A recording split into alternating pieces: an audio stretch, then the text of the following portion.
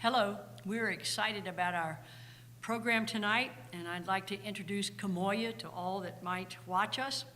Kimoyo is a Swahili word that means the language of the heart. We are a local nonprofit in Roanoke, Virginia, formed by Kingdom Life Ministries and St. John's Episcopal Church. The nonprofit was started in 1997 and has local programs as well as international programs in the Upper East region of Ghana. We have started a monthly shout out to our community to tell you who we are and what we do. Locally, we provide African art and history and culture programs to local school children to create a sense of global consciousness. And in Ghana, we provide, in partnership with Ghanaians, we run a local health clinic, a microloan program, a bakery, a business center, soccer literacy programs for junior high girls, and broad-based farming initiatives.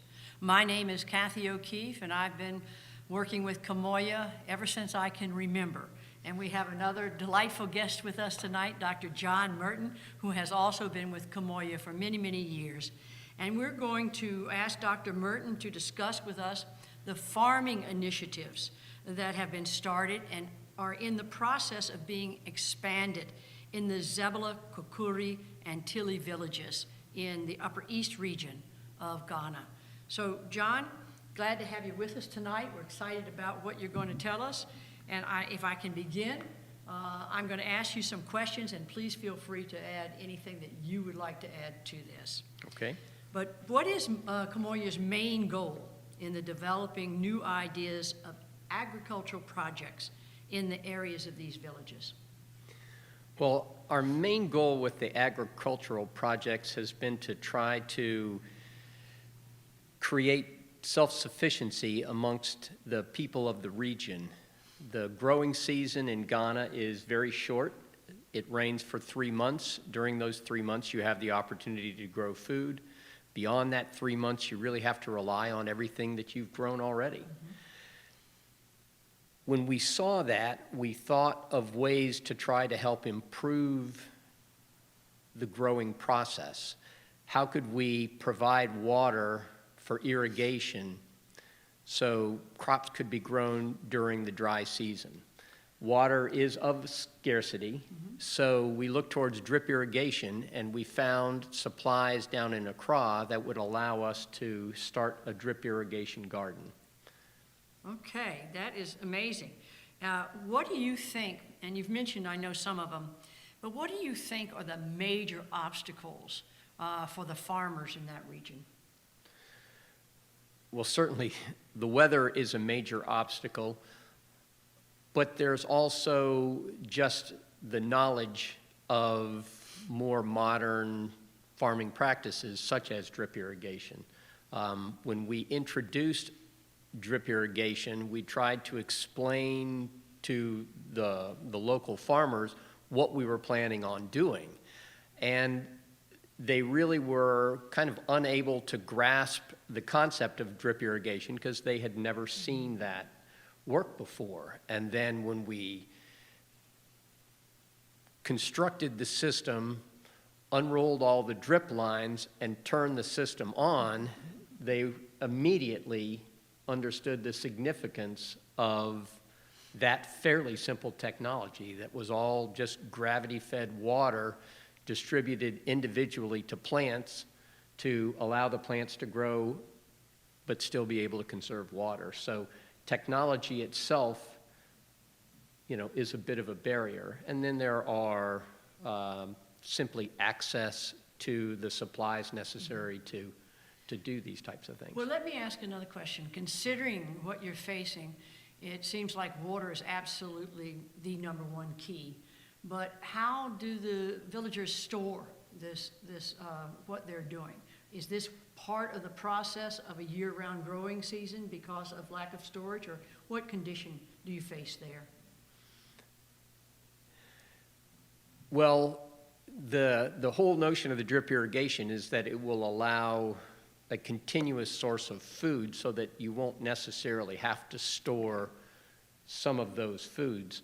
It will allow them to have fresh vegetables when they're relying purely on the God-given rain.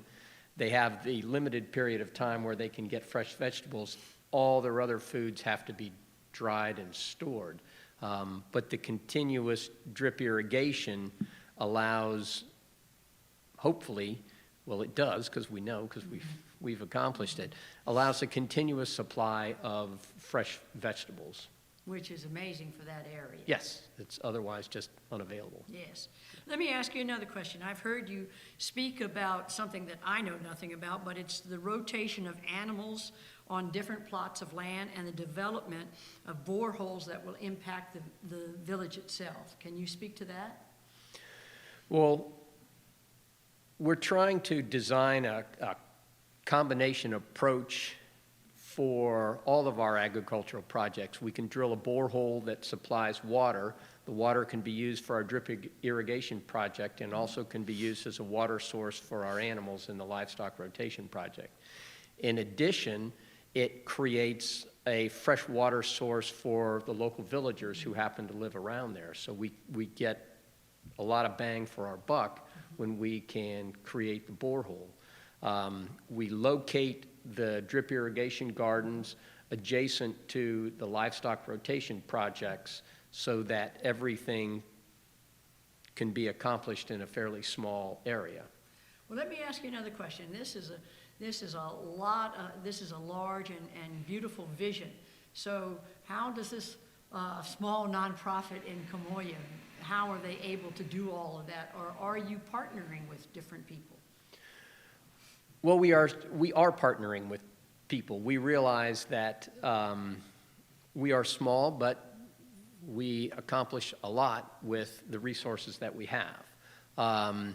We have partnered with World Vision, which is an international organization, to help us with the boreholes so that they will drill the well and set up the mechanization of the well for us, which is a huge cost savings. We've been in communication with Heifer International to see if they would be willing to partner, particularly with regard to the livestock rotation projects. Let me ask you one other question, and I think we'll probably have to close on this. What personally have you seen just from the first drip irrigation project that was set up? What impact in terms of the villagers that lived around that area have you personally seen? Well, we saw immediately the development of the community around the well. We drilled the well. We came back the following year, and there were 5 houses within vision of the well. And they all came there because there was suddenly a ready supply of clean water.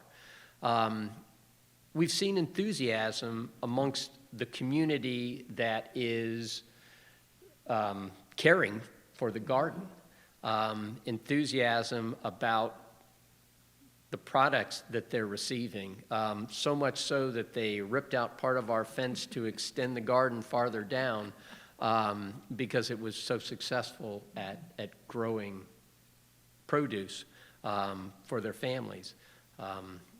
Our goal is to see that expand further with the livestock rotation project, and then to continue to take that model and move it from village to village to help more people in the area. So Kimoyo, through this project, is impacting food scarcity, it is impacting the community building, and it's impacting the livelihood of those villagers. Is that correct? Absolutely. All right, that's fantastic. I hope you've enjoyed our little snippet tonight, and I hope you have learned something about Kimoyo. And if you want more information, please check out our website, and we'll be more than happy to get back with you. We're excited about what is happening, and I thank Dr. John Merton so much for being with us tonight and giving us insight to one of our very important projects in Ghana.